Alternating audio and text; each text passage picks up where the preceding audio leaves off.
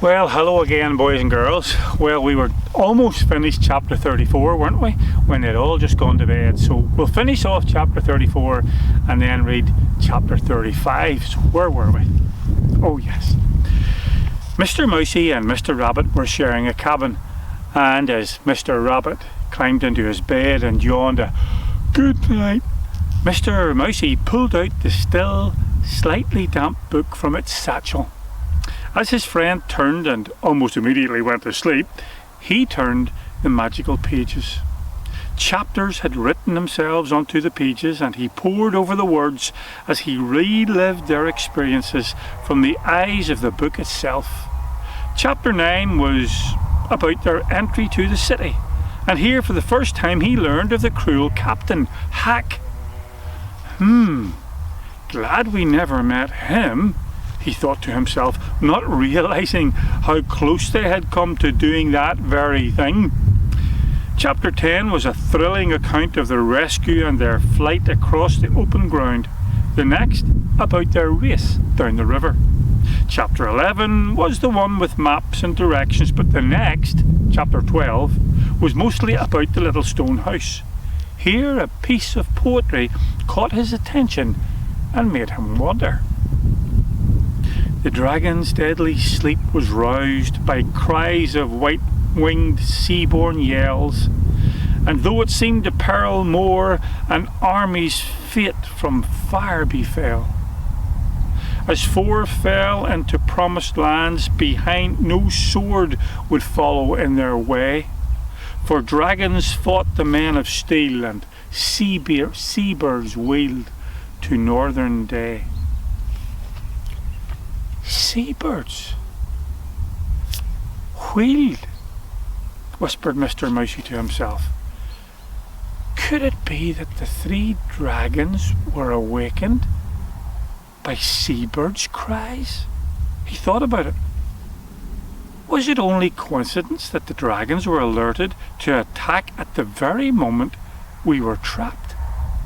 It seemed altogether too fantastic, and yet the dragons, by attacking the soldiers, had prevented Descalador from ever being a threat to the northern lands again. And it was the sight of the dragons that had made him flee to the stone house, the only place where escape lay.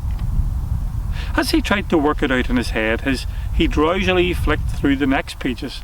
There weren't many pages left, but the next chapter, 13, was entitled Deal, with the left-hand page entirely taken up with a colour illustration. The picture made him start. The picture showed a scene looking over the shoulder of a man whose back was to the artist. He seemed to be holding something, but what it was could not be seen. Looking at the man and facing the artist were both himself and Mr. Rabbit, but their faces were expressions of shock and horror. It was the sentence below the picture that worried Mr. Mousey the most. It said, "Having come so far, the mouse and the rabbit found themselves powerless to save the princess in the end."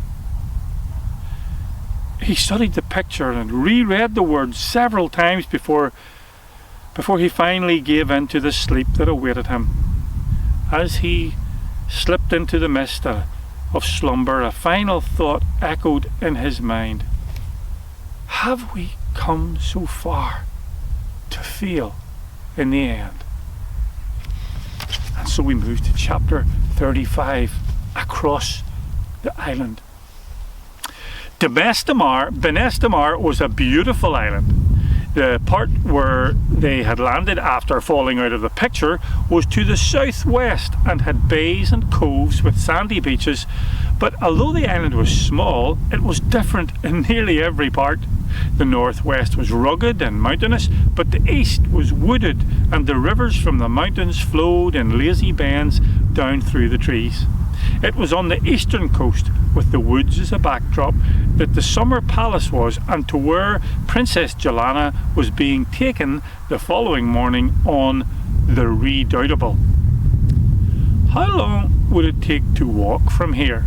Mr. Mousey asked the rat captain after breakfast on the ship. The feeling of dread that he had felt the previous night had near enough faded away, and he felt the simple joy of just being alive. "Walk?" asked the captain, who, like most sailors, couldn't see the point when you could go by sea. "Well, yes, you see, Mr. Rabbit and I haven't had a chance to have, well, a decent walk without having to watch our backs." "And our fronts," interrupted the rabbit. "Well, without having to watch all around us," resumed Mr. Mousey, "for dragons, soldiers, and all kinds of dangers. It would be nice to have a decent dander." The rat was baffled, but saw no reason to argue about it, especially not with these two. "If 'twere I, would take a day and a half," he said, scratching below his hat with a long finger. But he too would likely be faster than these old two sea legs." "Well, jolly good. Well, if that's okay then, we'd like to borrow a rucksack, and we'll see you there on the other side then." "And if it's still okay, we'd like to borrow a full rucksack, if you see what I mean," winked Mr. Rabbit. The captain laughed and agreed. He would have given them nearly anything they asked for, and gladly. Joanna smiled. "I wish I could come with you too," she sighed when she saw the two friends off the gangplank. "But I'm still tired after everything, and to be honest, I don't think my dear people would allow me." She looked at Mr. Rabbit's pack.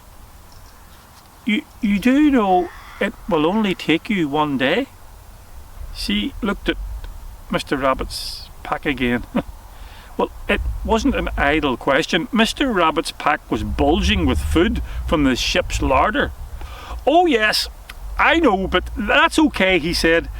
"If I haven't got enough, Mr. Mousey will share with me."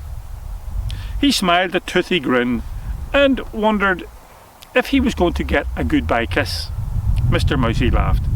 "See you soon. We'll tell you what we think of Benestemar tomorrow." "I already know," she said, looking over their heads to the island behind. "You'll love it." "I can't believe it," said Mr. Rabbit as they stood on the shore and took a look at the fleet sitting at anchor on the glinting water. "Can't believe what?" asked the mouse as he turned and took in the fresh air. "She must have forgotten. Yes, with all the excitement, she must have forgotten." "Forgotten what?" Mr. Mousey was starting to move up off the beach with the rabbit following. "You know, she'll be annoyed at herself all day now. Probably not even sleep thinking about it." "Mr. Rabbit," said the mouse, stopping, "what are you talking about?" "The princess, of course. She forgot to give me a kiss, and now she'll feel really bad about it." "A kiss? I'm sure she'll manage to get by without it, Mr. Rabbit." "You know what I've been thinking?" "That's nice," replied the mouse, finding a path leading up off the beach. "She's a person, and I'm a rabbit." "That is very true, Mr. Rabbit." "I'm a rabbit, and she's not." "Right," said Mr. Mousey slowly. "Well, don't you see?" "See what?" The rabbit held his paws up in exasperation. "It'll never work. I can understand how it is that she fell for my tough guy looks, my attractive teeth, my supreme intelligence and all that stuff. But I'm going to have to tell her." "What? That you're a rabbit?" "No." "What then, that she's not a rabbit?" "No, she probably knows that already. No, I'm going to have to tell her that it's all over between us. Anyway, I like it in my hole, on my own. And she does eat a lot, doesn't she?" Mr. Mousey was trying not to laugh out loud. After all, he didn't want to hurt his friend's feelings, but instead he managed to say, "You know, old pal, I wouldn't worry about it. These things have a way of working out if your heart's in the right place. Come on, let's get going. This looks like it's going to be a super day." Following the same path they had come down with Pignose, they walked uphill to the spot where they had fallen from the sky. There was nothing to mark the spot, of course, and the path just wound on to the top of the hill. The surrounding ground was rolling grassland, but at the top they could see the mountains to the northwest, and to the east the outline of woodland. Beyond that, the unmistakable sheen of the sea. Apart from the sea and maybe those mountains, it's very like the view from Tarn Mountain, said Mr. Mousey, looking around. Mr. Rabbit was quiet for a minute. Sort of makes you homesick, doesn't it? Neither spoke for a few seconds, each deep in a sudden ache for home. Mr. Rabbit broke the moment. Would it be lunchtime yet? Mr. Rabbit, we just had breakfast. Only wondering, well, if it's not. It's not. Well, let's get going. Mr. Rabbit skipped along, his friend beside him, and they began to cross to the centre of the island, soon losing sight of the ships as they descended into the meadows below. They were able to make a way through the meadows, though there were many marshy areas with tall meadowsweet and bulrushes gently wafting in the warm air. The grass was soft and fine, and the spongy ground was like walking on a feather bed. When they wanted to, the mouse and the rabbit could pass silently through the country without any knowing of their passing.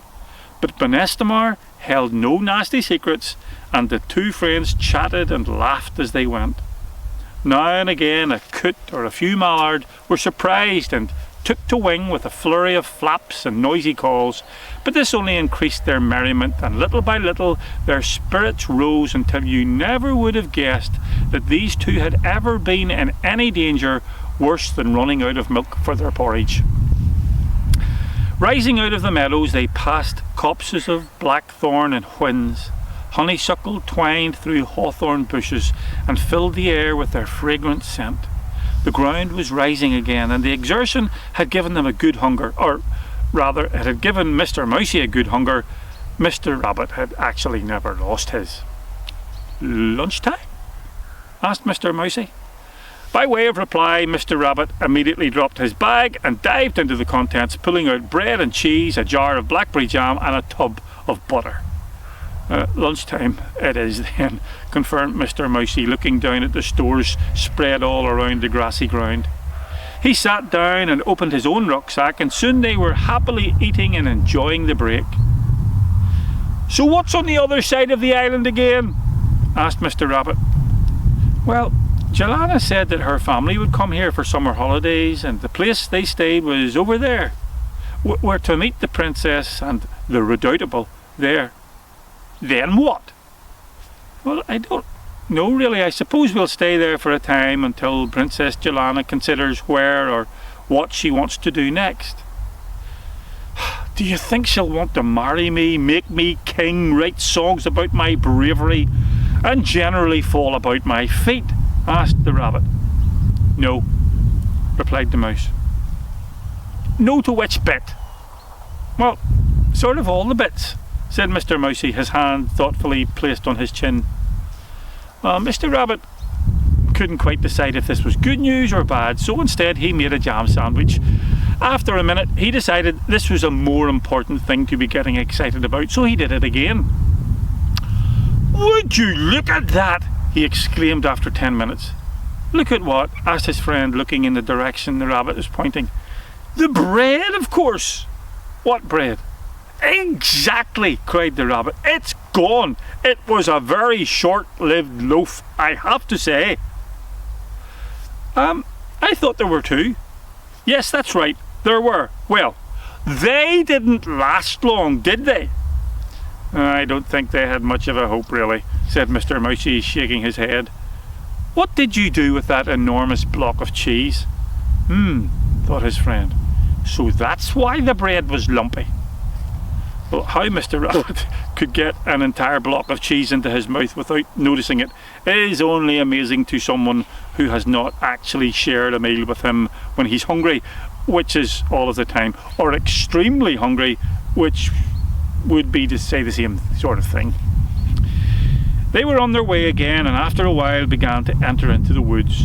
The trees were well spaced out, the tips of their branches barely touching, and the place had a light, airy feel to it, almost exactly opposite to the forest of Descalador. Light tinkled down through the pale leaves of alder and silver birch, and gave the impression of walking under a golden silvery curtain of tinsel, with light tumbling out of every tree. Now and again a deer would look up and move aside, and squirrels, not the speaking sort, would run up trees like a zip quickly pulled. Purple foxglove grew everywhere, and the smell of wild basil drifted by. The alder and birch gave way to larger trees in the heart of the wood, which were mainly smooth-barked beech, with some oak and elm. Here and there they recognised three-leafed trefoil and yellow sorrel, though mostly the ground was covered in moss and clover. It was soft and cool on their feet. In sunny, open areas, wild strawberry crawled along the ground, and the sweet fruit was refreshing to eat as they passed through. Again the two friends fell into silence. The woods were beautiful in every possible way, except one. They missed their friends. Well, not Nogger or Pignose, the rat captain, and the rest. Them they would see soon enough, but Owl and Badger, Billy Badger, Sammy Squirrel, Mrs. Crow and her children, and all the others. Mr. Rabbit wondered if Harry Hare was still looking after Killer, even as Mr. Mousey thought about his little home with its friendly yellow curtains.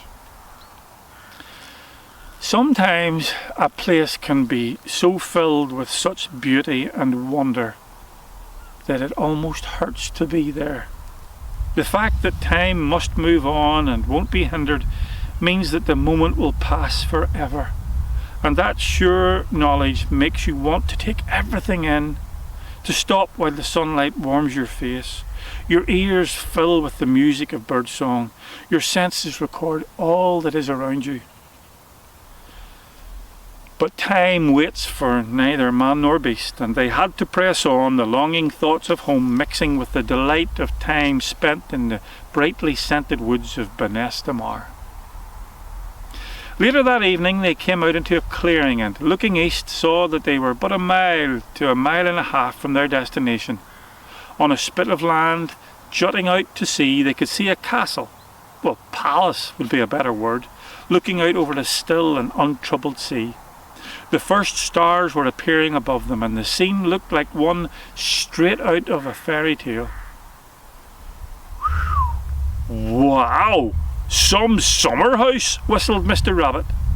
There was no sign of the ship, but since the two had decided to spend the night in the open anyway, they decided to set up camp just where they stood.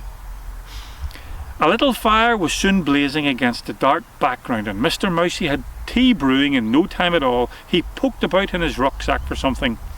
Ta-da! He sang, holding a bag of buns in his hand. Where did you get those? Asked Mr. Rabbit, who didn't remember seeing any in the ship's larder. Hasher baked these for us. Well, mostly for you, I think. Hasher did? For me? Yep. He said they were for his star pupil, said Mr. Mousey as he poured their teas.